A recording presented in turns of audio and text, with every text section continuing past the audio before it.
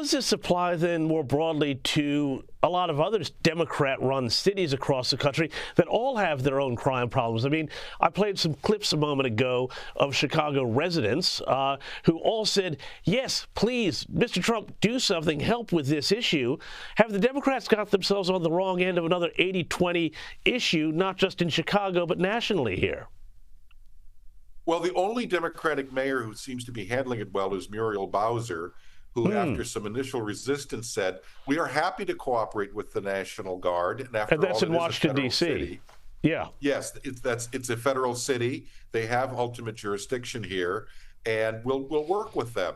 I think the other Democrats around the country are suffering from Trump derangement syndrome. As soon as Trump mentions, I'm paying attention to your city, they start frothing at the mouth. And it makes it appear as if they don't care about their own shortcomings in public safety. Whether that's true or not, the appearance is horrible politically because, once again, Trump has steered the Democrats down a blind cul-de-sac from which they have no exit. Well, that's the thing, John. I mean, I've been watching Trump play this game for almost a decade now. Really, he's been on the scene for about a decade in politics.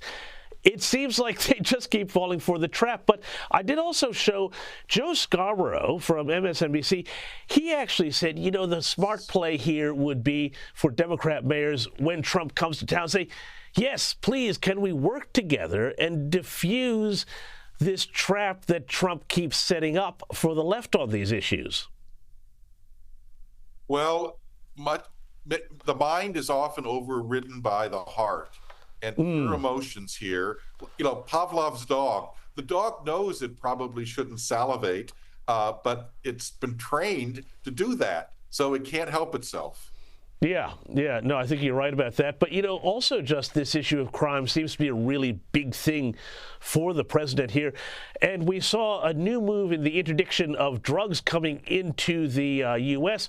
They conducted a strike on a Venezuelan drug boat, killing 11 on board. Here's how Marco Rubio described what happened and why they took this action.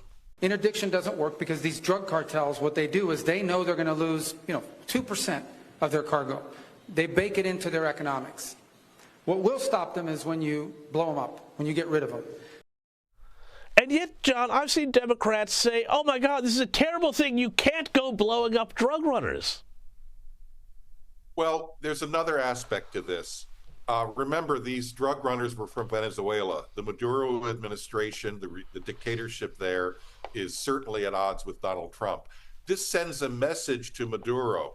If your people are involved with the drug running, and we can prove it or strongly suspect it, they're at risk too. And in fact, we have just doubled the reward money for someone who removes you from office.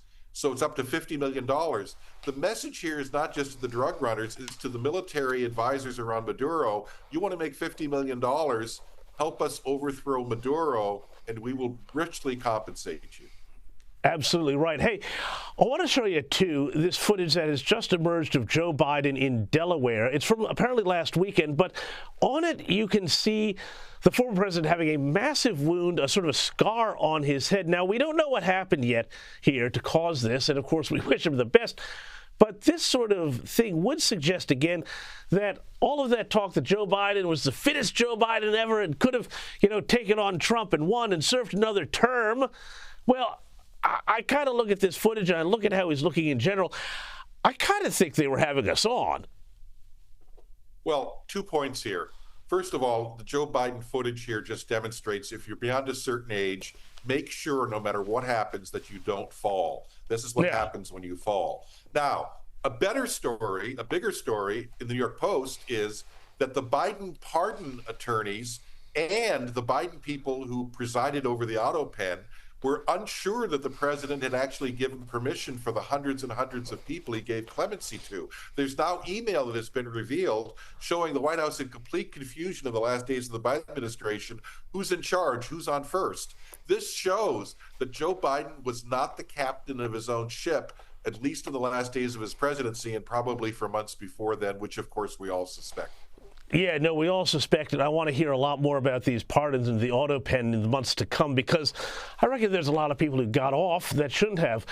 John, I want to ask you also here, in Australia, there's been a lot of concerns about our relationship with the United States and with the Trump White House. Our own Prime Minister has been accused of not being in touch enough with this White House, but apparently overnight last night, the Prime Minister did speak with Donald Trump on the phone. They talked about trade, critical minerals, and economic cooperation. John, what's your read? How important is Australia? Are we on this White House's radar at the moment? We have the AUKUS subs deal, obviously, but how concerned are they about Australia just as a part of the U.S. global alliance structure?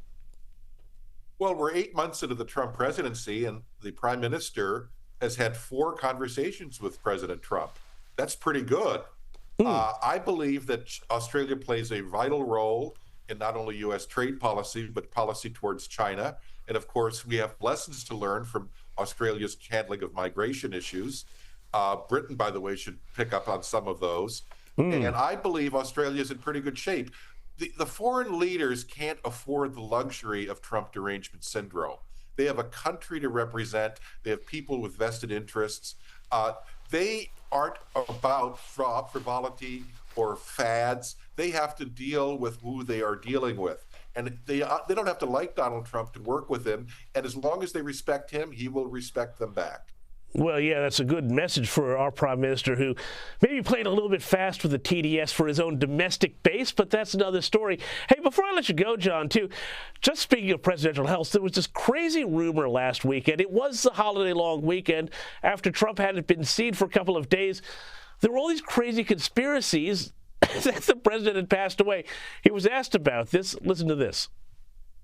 You know, I have heard, it's sort of crazy, but last week I did numerous news conferences, all successful. They went very well, like this is going very well. And then I didn't do any for 2 days, and they said, there must be something wrong with him.